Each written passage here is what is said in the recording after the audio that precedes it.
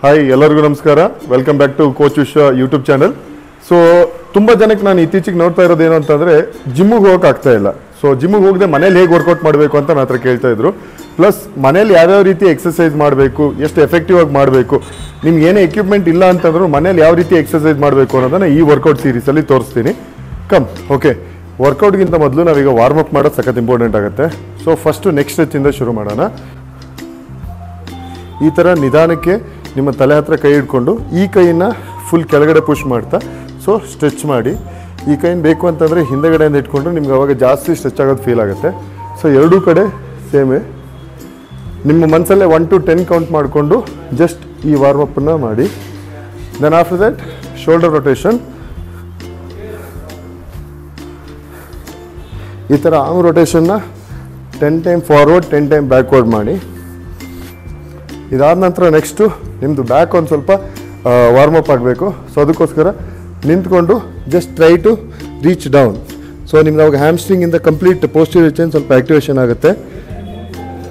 ಇದಾದ ನಂತರ ನಿಮಗೆ ಎಷ್ಟು ಕೆಲವರಿಗೆ ಏನಾಗುತ್ತೆ ಅಂದರೆ ತುಂಬ ಕಾಲು ವೈಡ್ ಇಟ್ಕೋಬೇಕಾಗುತ್ತೆ. ಯಾಕೆಂದರೆ ಹ್ಯಾಮ್ಸ್ಟ್ರಿಂಗ್ ತುಂಬ ಸ್ಟಿಫ್ನೆಸ್ ಇರೋದ್ರಿಂದ ನಿಮಗೆ ಕೆಳಗಡೆ ಅಷ್ಟು ಈಸಿಯಾಗಿ ರೀಚ್ ಆಗಲಿಕ್ಕೆ ಆಗೋದಿಲ್ಲ. ಆದಷ್ಟು ನಿಮಗೆ ಯಾವುದು ಒಂದು ಕಂಫರ್ಟೇಬಲ್ ಪೊಸಿಷನಲ್ಲಿ ನೀವು ಕೈಯನ್ನು ನೆಲಕ್ಕೆ ಟಚ್ ಮಾಡ್ಬೋದು. ಆ ಪೊಸಿಷನಿಂದ ಚೆಕ್ ಮಾಡಿ. ಓಕೆ, ನಮಗೆ ಬೇಕು ಅಂತಂದರೆ we can even do keeping closer. ನಿಮಗೆ ಹ್ಯಾಮ್ಸ್ಟ್ರಿಂಗ್ ಎಷ್ಟು ಸ್ಟಿಫ್ ಇರುತ್ತೆ ಅದರ ಬೇಸಿಸ್ ಮೇಲೆ you can keep it wide. ಅದಾದ ನಂತರ ಸ್ಲೋಲಿ ರೈಟ್ ಹ್ಯಾಂಡಿಂದ ಲೆಫ್ಟ್ ಫೀಟ್ ಟಚ್ ಮಾಡಿ. ಇದೇ ರೀತಿ ಫಸ್ಟ್ ಒಂದು 5 to 10 ಟೈಮ್ಸ್ ಮಾಡಿ. ಸ್ಲೋಲಿ ಬಾಡಿ ವಾರ್ಮ್ ಆದಮೇಲೆ ದೆನ್ ಲಿಫ್ಟ್ ಯುವರ್ ಆರ್ಮ್.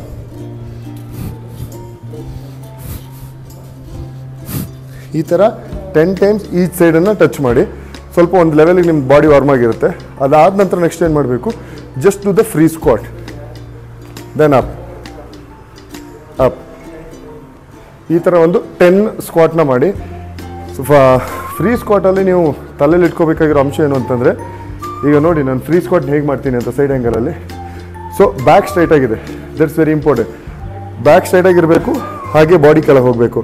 ನೀವು ಯಾವುದೇ ಕಾರಣಕ್ಕೂ ಸ್ಕ್ವಾಟ್ ಮಾಡಬೇಕಾದ್ರೆ ಹೀಗೆ ಸ್ಕ್ವಾಟ್ ಮಾಡಬಾರ್ದು. ಸೊ ಇದೇನಾಗುತ್ತೆ ಅಂತಂದರೆ ನಿಮ್ಗೆ ಹೀಗೆಲ್ಲ ಸ್ಕ್ವಾಟ್ ಮಾಡ್ತಾರೆ ಕೆಲವು. ಸೊ ಅದರಿಂದ ಏನಾಗುತ್ತೆ, ನೀವು ಬ್ಯಾಕ್ ಇಂಜುರಿ ಆಗುತ್ತೆ. ಸೊ ಹಾಗಾಗಿ ಆದಷ್ಟು ನೀವು ಸ್ಕ್ವಾಟ್ ಮಾಡಬೇಕಾದ್ರೆ ಸ್ಟ್ರೈಟಾಗೆ ಸ್ಕ್ವಾಟ್ ಮಾಡಿಬಿಟ್ಟು ಬನ್ನಿ. ನಿಮ್ಗೆ ಆಗಲ್ಲ ಅಂತಂದರೆ ಯಾವುದಾದ್ರು ಬೆಂಚನ್ನು ತೊಗೊಂಡು ಬೆಂಚ್ ಮೇಲೆ ಕೂತು ಎದ್ದೇಳುವಂಥ ಕೆಲಸ ಮಾಡಿ. ಓಕೆ, ಇದಾದ ನಂತರ ನೆಕ್ಸ್ಟ್ ಮಾಡಬೇಕಾಗಿರೋದು ಲೋವರ್ ಬಾಡಿದು ಆ್ಯಕ್ಟಿವೇಶನ್ ಆಯಿತು. ಸೊ ಇನ್ನೂ ಸ್ವಲ್ಪ ರಿಗ್ರೆಸ್ಸಾಗಿ ವಾರ್ಮಪ್ ಆಗಲಿಕ್ಕೆ ಸ್ಲೋಲಿ ನಿಮ್ಗೆ ಆದರೆ ಫಾಸ್ಟಾಗಿ ಮಾಡಿ. ಇಲ್ಲ ಅಂತಂದರೆ ಜಸ್ಟ್ ನಿಂತ್ಕೊಂಡು ಕಾಲನ್ನು ಈ ಥರ ಲಿಫ್ಟ್ ಮಾಡ್ಕೊಂಡಿರಿ.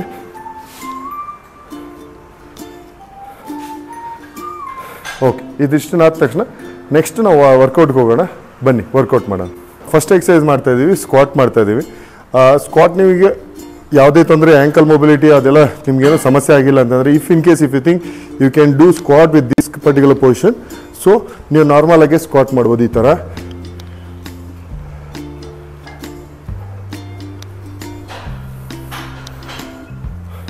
ಮಿನಿಮಮ್ ಅಂತಂದ್ರೂ ಒಂದು 10 to ಇನಿಷಿಯಲ್ ಡೇಸಲ್ಲಿ ಫಸ್ಟ್ ಯಾರು ಶುರು ಮಾಡ್ತಾ ಇದ್ದೀರಾ ಅವರು ಜಾಸ್ತಿ ರೆಪ್ಸ್ ಮಾಡ್ಲಿಕ್ಕೆ ಹೋಗಬೇಡಿ. ಒಂದು 10 ರೆಪ್ಸು 3 ಸೆಟ್ ಅಥವಾ 10 ರೆಪ್ಸ್ 4 ಸೆಟ್ ಮಾಡಿ. ನಿಮಗೆ ಈ ಥರ ಸ್ಕ್ವಾಟ್ ಮಾಡ್ಲಿಕ್ಕೆ ಆಗಲ್ಲ ಅಂತಂದರೆ ಸೊ ದೆನ್ ಟೇಕ್ ಎನಿ ಮನೇಲಿರುವಂಥ ಚೇರ್ ಆಗಿರ್ಬೋದು, ಬೆಡ್ ಆಗಿರ್ಬೋದು, ಅದು ಯಾವುದ್ರ ಮೇಲಾದ್ರೂ ಜಸ್ಟ್ ಫಸ್ಟ್ ಕೂತ್ಕೊಳ್ಳಿ, ಕಂಫರ್ಟೇಬಲಾಗಿ ಕೂತ್ಕೊಂಡು keep your hand near the chest, then up. ಈ ಥರವಾಗಿ ನೀವು ಸ್ಕ್ವಾಟ್ನ ಇಂಪ್ರೂವ್ ಮಾಡ್ಕೊಂಡು ಹೋಗೋದು. ನೀವು ಚೇರ್ ಇದ್ದಾಗ ಚೇರಲ್ಲಿ ಸ್ಕ್ವಾಟ್ ಮಾಡಬೇಕಾದ್ರೆ ಯಾವುದೇ ಕಾರಣಕ್ಕೂ ಈ ಥರ ಸ್ಕ್ವಾಟ್ ಮಾಡಲಿಕ್ಕೆ ಹೋಗಬೇಡಿ. ಹೀಗೆ ಓಕೆ. ಫಸ್ಟು ನೀ ಮತ್ತು ಹಿಪ್ಪನ್ನು ಎರಡೂ ಒಟ್ಟಿಗೆ ಬೆಂಡ್ ಆಗಬೇಕು, ಎರಡೂ ಒಟ್ಟಿಗೆ ಎಕ್ಸ್ಟೆಂಡ್ ಆಗಬೇಕು. ಸೊ ಆಟೋಮೆಟಿಕಲಿ ನೀವು ಸ್ಕ್ವಾಟ್ ಕರೆಕ್ಟಾಗಿ ಬರುತ್ತೆ ಅವಾಗ.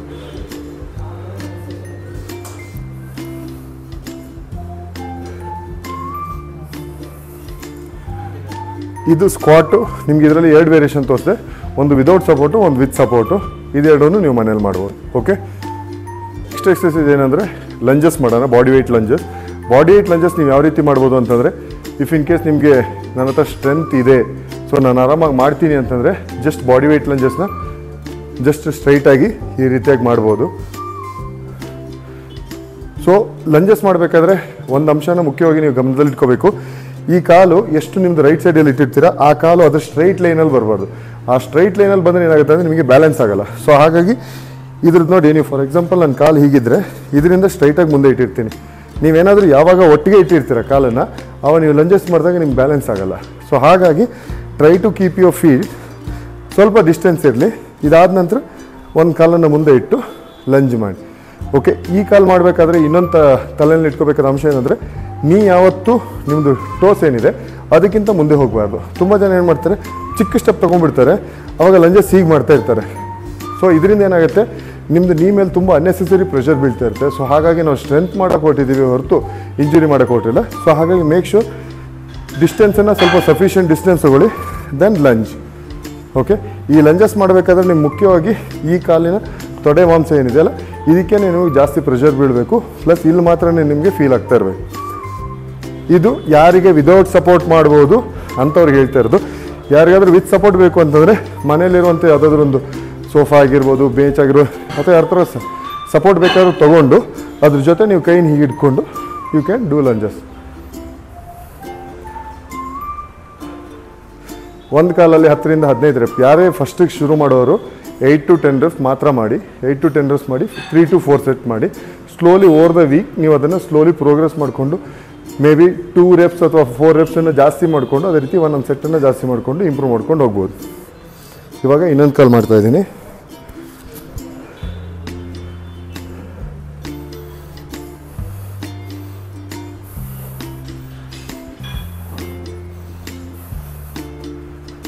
ಎಸ್, ಸ್ಕ್ವಾಟ್ ಆಯಿತು, ಇವಾಗ ಲಂಜಸ್ ಸಹ ಆಗಿದೆ.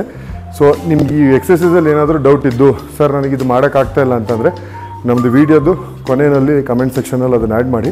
ಸೊ ದಟ್ ಅದಕ್ಕೆ ಯಾವ ರೀತಿಯಾಗಿ ನೀವು ಇಂಪ್ರೂವೈಸ್ ಮಾಡ್ಕೋಬೇಕು ಅನ್ನೋದ್ರ ಬಗ್ಗೆನೂ ನಾನು ಇದ್ರ ಬಗ್ಗೆ ನಿಮ್ಗೆ ಮಾಹಿತಿ ಕೊಡ್ತೀನಿ. ನೆಕ್ಸ್ಟ್ ವರ್ಕೌಟ್ ಏನು ಮಾಡೋಣ ಅಂತಂದರೆ, ಈಗ ನಿಮ್ಮದು ಸ್ಕ್ವಾಟ್ ಆಯಿತು, ಲಂಜಸ್ ಆಯಿತು. ಸೊ ಇದಾದಮೇಲೆ ನೆಕ್ಸ್ಟು ಗ್ಲೂಟ್ಸ್ ವರ್ಕೌಟ್ ಮಾಡಬೇಕು. ಸೊ ಮಲ್ಕೊಂಡು ಹಿಪ್ ಥ್ರಸ್ಟ್. ಸೊ ಕಾಲನ್ನು ಎಷ್ಟಾಗುತ್ತೆ ಅಷ್ಟು ಬಾಡಿಗೆ ಹತ್ತಿರ ಇಟ್ಕೊಳ್ಳಿ. ಸೊ ಇಲ್ಲಿಂದ ಕೈ ಸಪೋರ್ಟ್ ಹಿಂಗೆ ಇಟ್ಕೊಂಡು ದೆನ್ ಲಿಫ್ಟ್ ಯುವರ್ ಹಿಪ್. ಮೇಲೆ ಎಷ್ಟು ಬರಬೇಕು ಅಂತ ಕೆಲವ್ರು ಏನು ಮಾಡ್ತಾರೆ, ಸುಮ್ಮನೆ ಹೀಗೆ ಮಾಡ್ತಾ ಇರ್ತಾರೆ, ಅದು ವರ್ಕ್ ಆಗೋಲ್ಲ. Just lift completely up then slowly down. So ಮೇಲೆ ಎತ್ತಿದಾಗ try to hold it for like ಒಂದು 2 to 3 seconds ಹೋಲ್ಡ್ ಮಾಡಿ. So that like you will feel, ನಿಮಗೆ ಗ್ಲೂಟ್ಸ್ ಆ್ಯಕ್ಟಿವೇಶನ್ ಆಗಿರೋದು ಫೀಲ್ ಆಗುತ್ತೆ.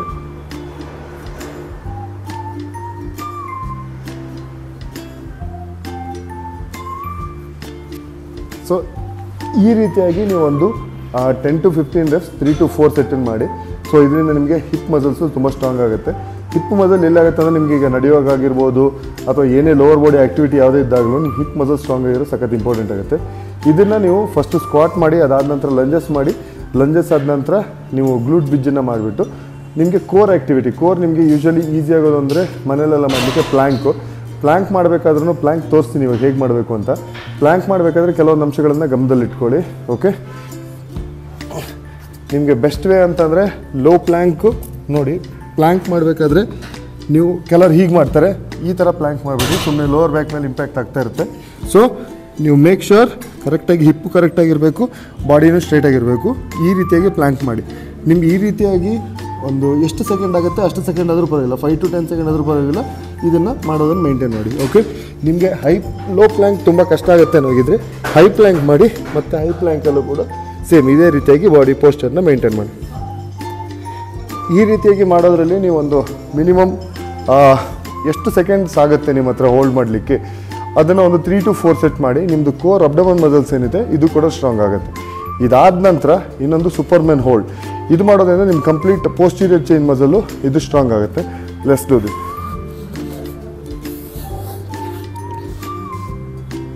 ಈ ಎಕ್ಸಸೈಸಿಂದ ನೀವು ಹೇಗೆಂದರೆ ಕೈ ಮತ್ತು ಕಾಲನ್ನು ಎರಡನ್ನೂ ಒಟ್ಟಿಗೆ ಮೇಲೆ ಎತ್ತಿದ್ರೆ ಆಯಿತು. ಈ ಎಕ್ಸಸೈಸಲ್ಲೂ ಅಷ್ಟೇ ಎಷ್ಟೊತ್ತು ಹೋಲ್ಡ್ ಮಾಡ್ಬೋದು.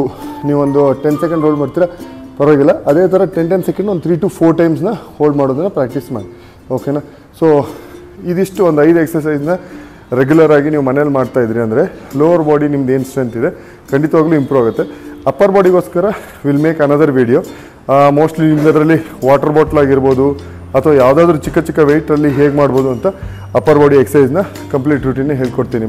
ಸೊ ಇದೇ ರೀತಿ ವಿಡಿಯೋನ ಮಾಡ್ತಾ ಇರ್ತೀವಿ. ಇದ್ರದ್ದು ಫಸ್ಟ್ ಈಗ ಲೋವರ್ ಬಾಡಿ ಸೀರೀಸ್ ಆಗಿದೆ. ನೆಕ್ಸ್ಟ್ ಅಪ್ಪರ್ ಬಾಡಿ ಸೀರೀಸ್ ಮನೇಲಿ ಹೇಗೆ ವರ್ಕೌಟ್ ಮಾಡೋದ್ರ ಬಗ್ಗೆ ಹೇಳ್ಕೊಡ್ತೀವಿ. ನಿಮ್ಗೆ ಇದೇ ರೀತಿ ನಮ್ಮ ವಿಡಿಯೋ ನೋಡಬೇಕು ಅಂತಂದರೆ ಕೋಚ್ ವಿಶ್ವ ಪೇಜನ್ನು ಸಬ್ಸ್ಕ್ರೈಬ್ ಮಾಡಿ, ಪಕ್ಕದಲ್ಲಿರೋ ಬೆಲ್ ಐಕನ್ ಬಟನ್ ಮಾತ್ರ ತಪ್ಪದೆ ಪ್ರೆಸ್ ಮಾಡಿ. ಯಾಕೆಂದರೆ ನಾನು ಹಾಕಿದ ವಿಡಿಯೋ ನಿಮ್ಗೆ ಸಡನ್ನಾಗಿ ಗೊತ್ತಾಗಬೇಕು ಅಂದರೆ ಬೆಲ್ನ ಪ್ರೆಸ್ ಮಾಡಿ. ಅದೇ ರೀತಿ ನಿಮ್ಗೆ ಈ ವಿಡಿಯೋನ ನಿಮ್ಗೆ ಇಷ್ಟ ಆಗಿದ್ರೆ ನಿಮ್ಮ ಫ್ರೆಂಡ್ಸ್ಗೂ ಶೇರ್ ಮಾಡಿ. ನಿಮ್ಗೆ ಈ ವಿಡಿಯೋದಲ್ಲಿ ಏನಾದರೂ ನಿಮ್ಗೆ ಯಾವುದಾದ್ರೂ ಮಾಡಲಿಕ್ಕೆ ಡಿಫಿಕಲ್ಟಿ ಅನಿಸ್ತು ಅಥವಾ ಇನ್ನೇನಾದರೂ ಸಜೆಷನ್ ಇದ್ದರೆ ಕಮೆಂಟ್ ಸೆಕ್ಷನಲ್ಲಿ ನಿಮ್ಗೆ ತಿಳಿಸಿ. ಅದೇ ರೀತಿ ನಾವು ವಿಡಿಯೋ ಮಾಡ್ತೇವೆ. ಧನ್ಯವಾದಗಳು.